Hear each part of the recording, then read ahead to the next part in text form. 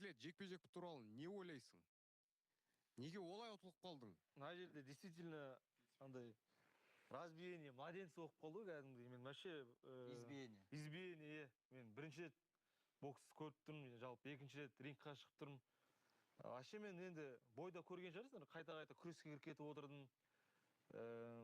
База борецпін мен мысалы. ММА болса, ол жерде уже другой разговор болатын еді. Ол жерде уже вообще другой сценарий болатын еді. Мысалы, да? Мен күреске қатысам, боецпін деп өтірік қойдым сол. Просто качать етіп шығарып қойдым. Күресе алмайды ғой бұл. Шықтың. Я бороться не умею. Айтып тұр өзі. Мен бар ма? Қыран батыр бар ғой бізде. Қыран бар. Міне, жекпе-жек бітті ғой. Күресесің ба? Жүр күресейік онда.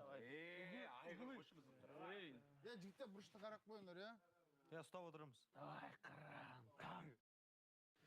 Көрейік, кім партияда мықты екен. Және қыздырмасаңдар жігіттер. Google, да. Ехала дедім, мен что там после боя күресем деп айтып едім ғой, как раз ана Тайсон бүйтіп қадап өзін көрсетеді, ехала күресейік деді. Шықтық дабала дедік. Дабала. Крэппелинг стойкада ғой? Ей, палуан ғой. Палуан. Қыран, давай. Айтпақшы, качок 180 килограмм көтереді. Жоқ.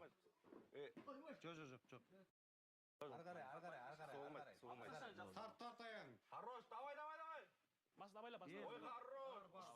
Қысқа болмайды. Болды, кетті. Жоқ, дабала деді.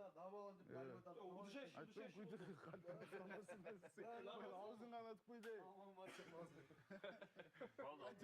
Ұмытты сол мен, жігіттер. Жешесіне хабары бар. Жаңа сен арқаға құлап қалдың, ол бал болып Өзі жасап тұр ғой. Мы все равно так же считается. Спортивный интерес қой, Дабала деп, мойныма удушающий тарты шығайын дедім, бірақ физикам жетпеді, базар жоқ горилла екен. Күшке жатып алған.